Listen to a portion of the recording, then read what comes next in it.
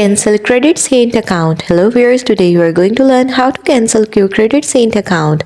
So let's get started. First, check your account for any outstanding balances or pending services. Then ensure all services you have paid for are either completed or acknowledged. Then call their customer service at the number provided on their website. You can also send an email or support request through their official contact form.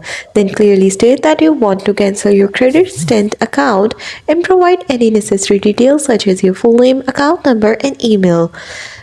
Then confirm cancellation. Ask for a confirmation email or receipt verifying your account has been cancelled. Keep this confirmation for your records in case of future disrupts. Then check that no further charges are applied to your payment method. If charges continue, contact Credit Saint support with your cancellation confirmation. And that's all. That's how you will be able to cancel your Credit Saint account.